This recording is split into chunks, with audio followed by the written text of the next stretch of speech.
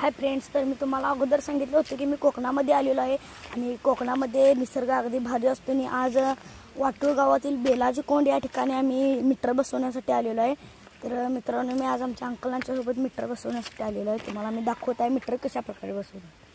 तर मित्रांनो, कोकणामध्ये जंगल विभाग जास्त आहे आणि जंगल विभाग असल्यामुळे इकडे कधी कधी मोजकेच घरं असतात एखाद्या वाडीमध्ये आणि इकडे वाघ येण्याची देखील शक्यता असते. त्यामुळे लोकांना सावध राहायला लागते.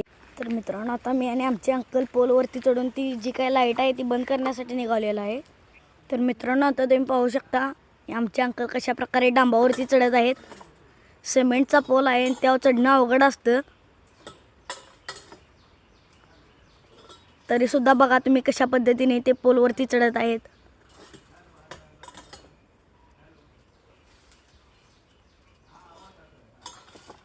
आता पोलच्या वरती गेलेले आहेत.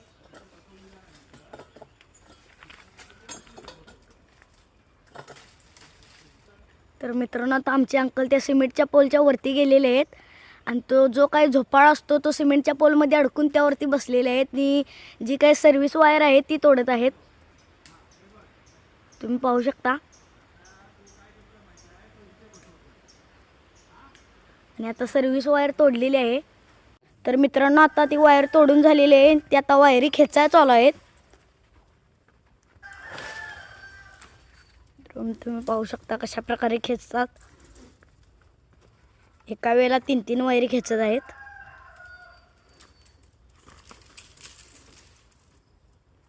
तर मित्रांनो, आता जी काही त्या वायरिंगमध्ये तार आहे ती तार पकडेने कट करत आहेत.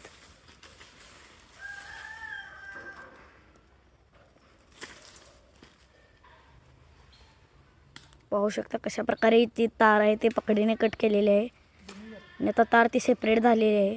तर मित्रांनो, आता ह्या ज्या काही वायरी होत्या त्या मी आता व्यवस्थित त्या पोलपर्यंत नेलेल्या आहेत. मी वायर गुंडळून ठेवलेली आहे.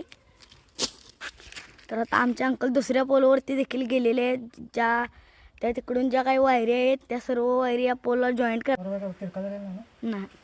तर मित्रांनो, आता हे बघा की तिकडे आम्ही वायरी जोडलेल्या आहेत. तुम्ही पाहू शकता.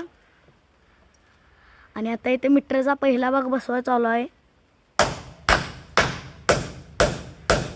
बघा मित्रांनो, कशा प्रकारे ठोकायला लागते मीटरच्या इथे. ते मीटर बसवायचं आहे.